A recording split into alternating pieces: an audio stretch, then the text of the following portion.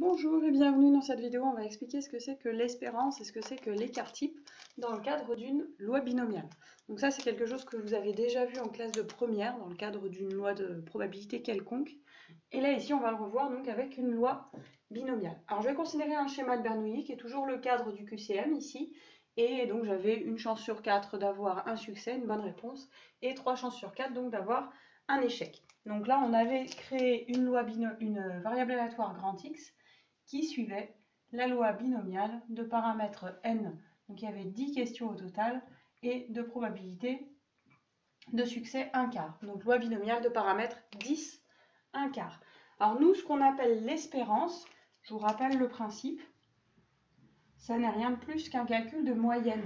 Donc là, ici, vous avez les xi avec vos valeurs donc de la variable x. On peut avoir 0 succès, 1, 2 succès, etc. jusqu'à maximum 10 succès. Et en dessous, à chaque fois, on a les probabilités qui correspondent. Donc P de grand X est égal à XI, ici avec toutes les probabilités qu'on peut compléter, qu'on ne fait pas parce que c'est extrêmement long. Là, ici, les 11 valeurs, en plus vous avez plein de nombres à virgule, ça ne correspond à rien de le compléter. Ok, on sait qu'on peut le faire. Donc là, ici, j'ai ma loi de probabilité, qui est une loi binomiale, et l'espérance, c'était la moyenne des résultats qu'on obtient.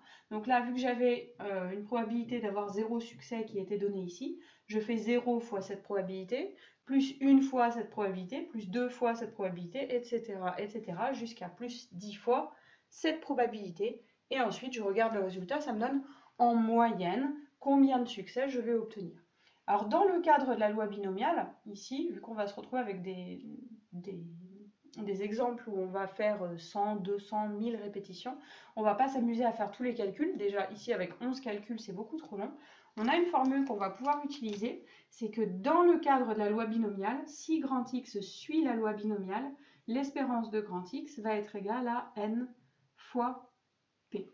Alors, c'est assez intuitif ici, parce que j'ai une chance sur 4 d'avoir la bonne réponse. Et moi, je vais faire 10 questions. Donc finalement, combien de bonnes réponses je vais pouvoir avoir en moyenne? Une chance sur 4 fois les 10 réponses. Et c'est exactement ce qu'on va avoir ici. N, c'est le nombre de répétitions 10 qui multiplie la probabilité d'avoir une bonne réponse. 10 fois un quart. Alors dans ce cas-là, ça semble logique. Dans d'autres situations, ça l'est moins. Mais on pourrait démontrer que l'espérance dans le cadre d'une loi binomiale, c'est bien N fois P. Donc là, ici, ça me fait en moyenne 10 sur 4, ça va me faire 5 demi, 2,5. L'espérance de grand X, donc la moyenne des bonnes réponses ici, sera de 2,5. Alors on parle de moyenne, on ne peut pas avoir 2,5 bonnes réponses, on parle de moyenne dans le cas où on répète un très très grand nombre de fois cette expérience. Donc là, je fais un QCM, 2 QCM, 3 QCM, 1 million de QCM, et en moyenne, sur mon million de QCM, j'aurai 2,5 bonnes réponses par QCM. Voilà, donc ça c'est la notion d'espérance. L'espérance n'est valable vraiment que quand on répète un très très grand nombre de fois l'expérience. Alors dans le même ordre d'idée, vous avez l'écart type. Donc l'écart type de grand X. La formule, ça va être la racine carrée de la variance.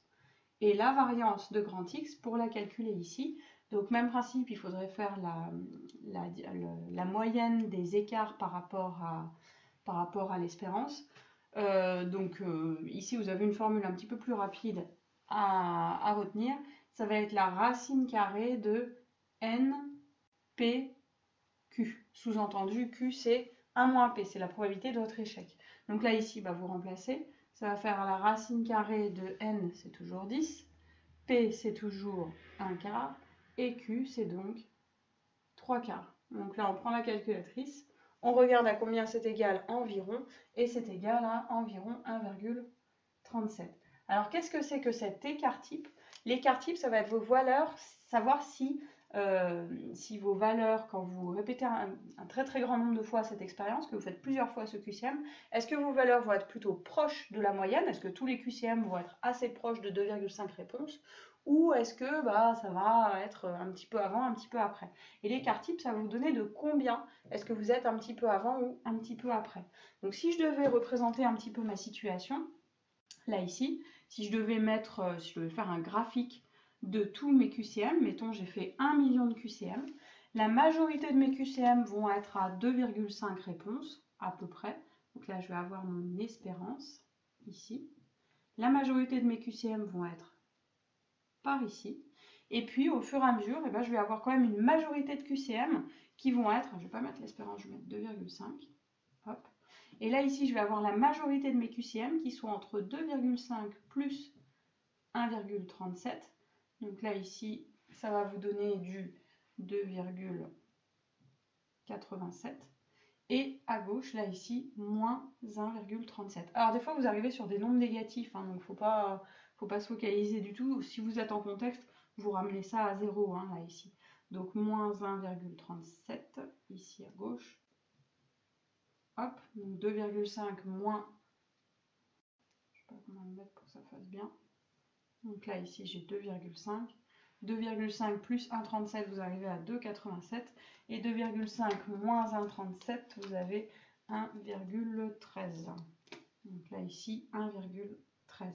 Ce qui fait que la majorité de vos QCM sur le million que vous aurez fait, eh ben vous aurez en moyenne 2,5 bonnes réponses, mais ça sera surtout entre 1,13 bonnes réponses et 2,87 bonnes réponses. Là ici, ce qu'on peut imaginer, c'est que si vous avez un petit peu de chance, vous allez vous retrouver plutôt proche de 2,87 bonnes réponses, environ 3. Et là ici, vous allez être plutôt proche de, si vous avez moins de chance, 1,13 bonnes réponses. Mais si vous sortez de cet intervalle-là, de 1,13 et 2,87, bah, c'est que vous êtes vraiment en dehors de la majorité des cas. Alors ça existe, mais la probabilité est plus faible. Donc vous avez plus de probabilité de vous situer là, dans cet intervalle, entre moins 1,13 et 2,87. Là, si on représentait toutes les probabilités de ces valeurs, hop, vous obtiendrez quelque chose qui est à peu près comme ça. Hop, on va faire un coloriage. Tous vos QCM seront en moyenne dans cet intervalle, entre moins 1,13 et 2,87. Là, c'est un peu surchargé. Hop. Voilà, vos QCM vont être majoritairement ici. La probabilité quand même d'être à l'extérieur existe, mais elle est plus faible.